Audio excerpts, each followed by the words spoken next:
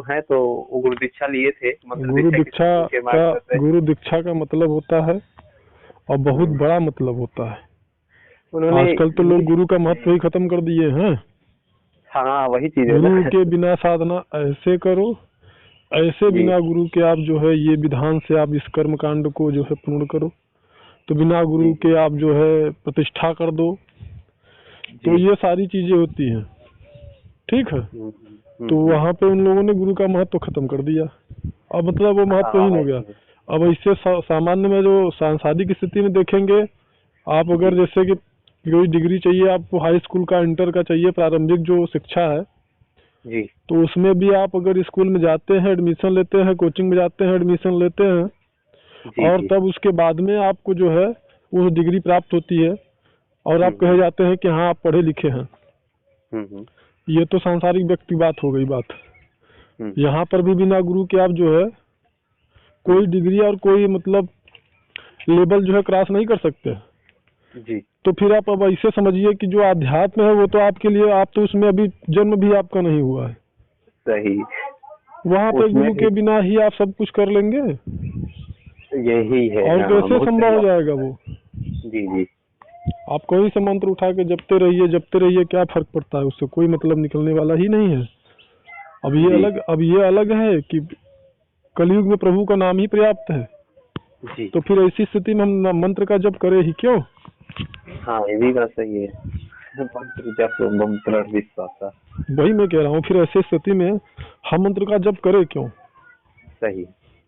मंत्र का जप तो हम तब कर सकते हैं जबकि उस मंत्र को जपने वाला कोई हमें वो मंत्र दे दे। हाँ। तो ऐसी स्थिति में जैसे किसी घोड़े का आप सवारी करना चाहें अगर, तो जो जंगल में विचरण करते हैं ऐसे किसी घोड़े को पकड़ करके आप उसकी सवारी करेंगे? सही बात है। नहीं। और अगर करेंगे तब क्या होगा? करेंगे तो उसका दुष्प्रभाव ही होगा। तब तो हाथ पैर टूट जाएगा, आप हॉस्पिटल में चले जाएंगे। एक गुरु देता है हर एक। अब वही चीज अगर घोड़े की सवारी करने के लिए किसी घुड़सवार को पकड़ लें जो घोड़े को जो है जिसने अभ्यस्त कर दिया हो, चला रहा कि वो सवारी करने में अभ्यस्त हो, पारंगत हो, और ऐसे घोड़े पे आपको बैठा देगा तब तो आप अपने मंजिल पे पहुंच ही जाएंगे। सही बात है। और वो घोड़ा आपको किसी जंगल में विचरण करते हुए या कहीं नहीं मिलेगा, वो घोड़ा आपको अस्तबल में मिलेगा।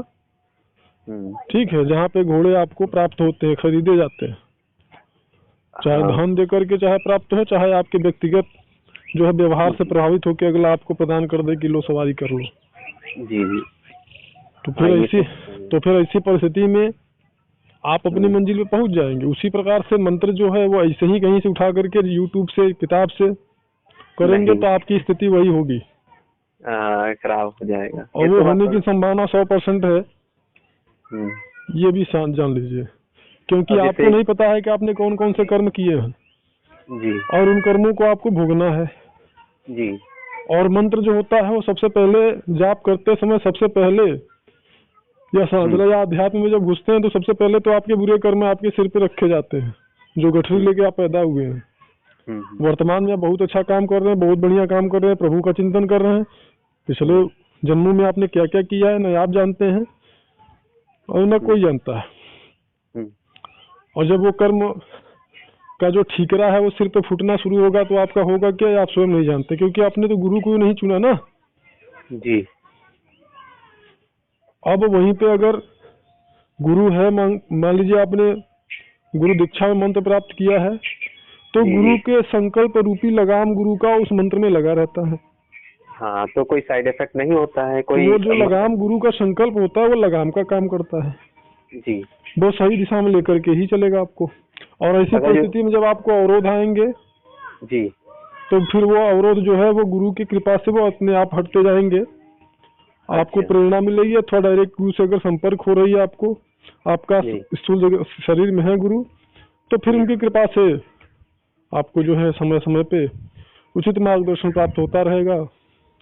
आध्यात्मिक यात्रा आपकी चलती रहेगी। अच्छा अच्छा,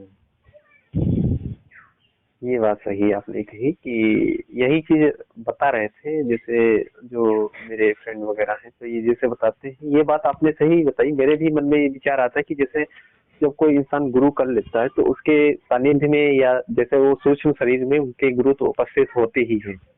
तो मतलब कि जैसे कोई भी मंत्र है, ओम ही मंत्र है तो चैंट करते हैं, कुछ भी करते तो उनका मतलब कि उसमें विघ्न आते हैं तो गुरु संभाल लेते हैं। ये चीजें आपने बहुत सही बताई। अब जैसे हमारे साधक हैं, हम उनको जो है कभी ध्यानावस्था में हम दिखते हैं और हमारे द्वारा मार्गदर्शन प्राप्त होता है, जी कभी स्वप्नावस्था में हम दिखते हैं, हमारे द्वारा मार्गदर्शन प्राप्त होता है। जी। तो फिर